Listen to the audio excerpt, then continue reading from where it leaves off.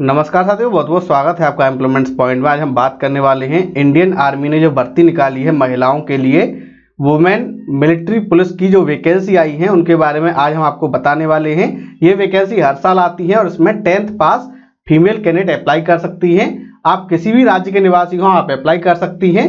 Height भी 152 centimetre मांगी जाती है, जो ज्यादा नहीं है, यानी 5 फीट आपकी हाइट होनी चाहिए। जिनके माता पिता इंडियन आर्मी में हैं या फिर जो डिफेंस पर्सनल की विधवा हैं, यानी जिनके पति शहीद हो चुके हैं, उनको छूट मिल रही है। इसके अलावा जो एनसीसी वाले कैंडिडेट हैं उनको भी एडिशनल बोनस मार्क्स मिल रहे हैं। और जो सी सर्टिफिकेट वाले हैं उनका सिर्फ फिजिकल होगा, उनका एग्जाम होगा ही नहीं, उनको सीधे ही ज्वाइनिंग मिल जाएगी। आज हम आपको इस भर्ती के एज, क्वालिफिकेशन के बारे में, सिलेक्शन प्रोसेस के बारे में और आपको फॉर्म कहां से भरना है इसके बारे में बताने वाले हैं। चलिए शुरू करते हैं। तो नोटिफिकेशन जारी किया गया है सोल्जर जीडी के लिए, यानी सोल्जर जनरल ड्यूटी के लिए वुमेन मिलिट्री पुलिस में, और ये रिक्रूटमेंट ईयर 2021-22 की वैकेंसी है। 100 वैकेंसी आपके लिए टोटल आई हैं और ये ऑल इंडिया है।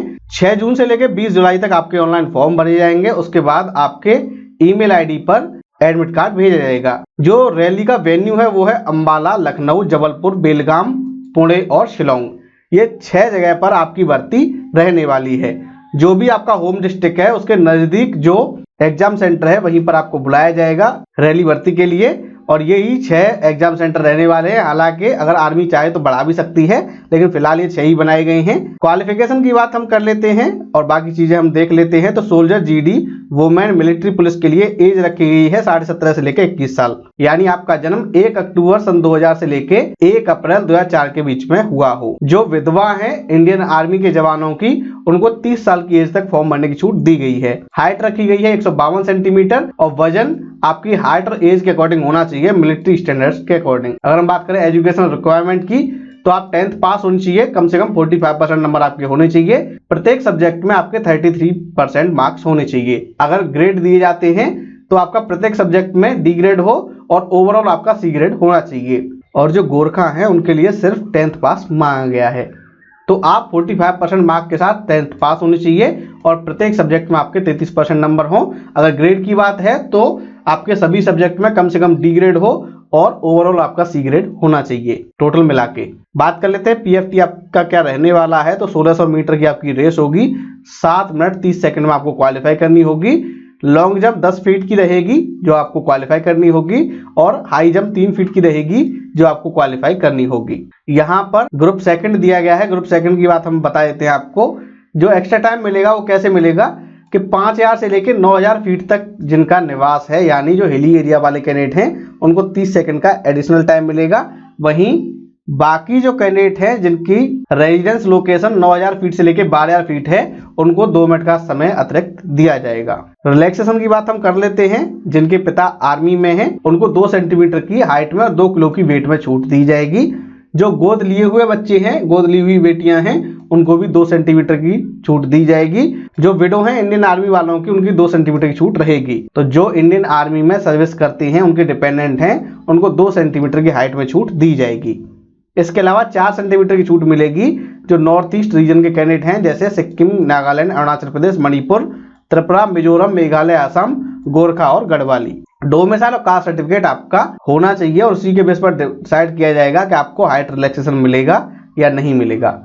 फिटनेस की बात हम कर लेते हैं। तो आप एकदम फिट होनी चाहिए, और अगर आपके अंदर कोई कमी पाई जाती है तो आपको रीमेडिकल का विकल्प मिलेगा। जेंडर की बात करें तो आप महिला होने चाहिए। वो कैंडिडेट जिनमें मस्कुलर कैरेक्टरिस्टिक्स हैं उनको अनफिट माना जाएगा। तीसरी बात प्रेगनेंसी की है कि आप ज्वाइनिंग के टाइम पर प्रेग्नेंट नहीं होनी चाहिए। साथ ही जब तक आपकी ट्रेनिंग खत्म नहीं हो जाती तब तक आप प्रेगनेंसी नहीं अफोर्ड कर सकती।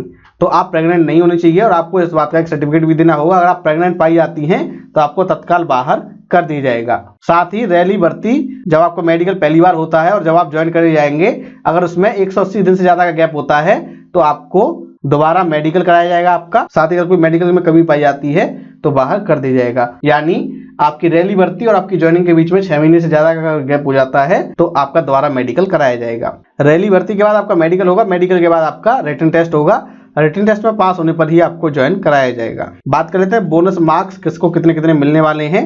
तो जिनके पिता आर्मी में हैं उनको 20 नंबर का बोनस मिलेगा।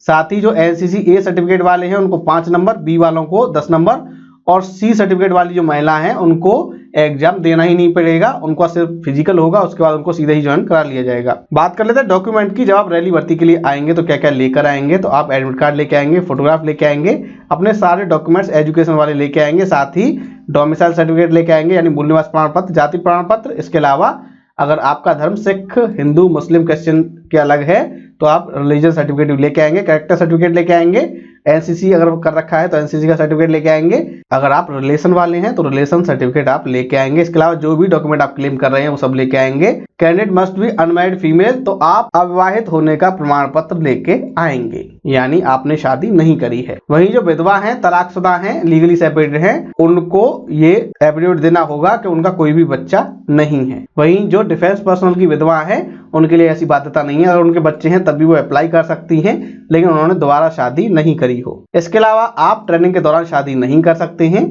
ट्रेनिंग कंप्लीट होने के बाद ही आप शादी कर सकते हैं। इन सब के साथ एक आप एफिडेविट भी लेके आएंगे जो कि तहसील से बन जाता है। आप अपनी तहसील में संपर्क करके जब आप रैली भर्ती के लिए आए तो वो बनवा लें। बात कर लेते हैं टैटू की। टैटू सही है कुछ हिस्सों पे अलाउ है, जैसे reverse side of palm, back dorsal पर, और इसके अलावा ये कहीं अलाउ नहीं है। इस संबंध में इंडियन आर्मी का निर्णय ही सम्मान होगा। और कुछ और चीजें हम आपको बता देते हैं। जब आप आएंगे CMP सेंटर ज्वाइन करने ट्रेनिंग के लिए तो आपको ट्रेवलिंग अलाउंस दिया जाएगा।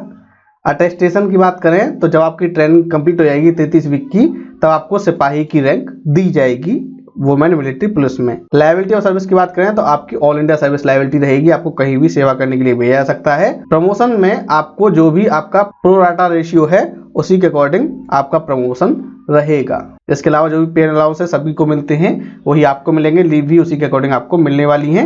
और अगर आपकी सर्विस 15 साल से ज्यादा की रहती है तो आपको पेंशन भी दी जाएगी। बात करें आवेदन करने की तो आप ज्वाइन इंडियन आर्मी की वेबसाइट पर जाएंगे, वहां पर JCOOR अप्लाई लॉगिन पर क्लिक करेंगे और जैसे ही आप उस पर क्लिक करेंगे यहाँ पर आ जाएगा नया पंजीकरण। अगर आपने पिछले साल फॉर्म नहीं भरा था तो आप रजिस्ट्रेशन करेंगे, अगर आपने पहले से फॉर्म भर रखा है तो आप यूजर नेम, पासवर्ड भर के और कैप्चा कोड डाल के अपना फॉर्म भर सकती हैं। तो इस तरीके से आपका फॉर्म भर जाएगा और फॉर्म भरने के बाद उसका प्रिंट आउट निकलवा के अपने पास सुरक्षित रख लें। साथियों, मैं उम्मीद है वीडियो आपको पसंद आया होगा। इस वीडियो को लाइक कीजिए, शेयर कीजिए और अगर आप नए हमारे चैनल पर तो हमारे चैनल को सब्सक्राइब कर लीजिए, क्योंकि मिलती है सही जानकारी को सरल भाषा में। धन्यवाद।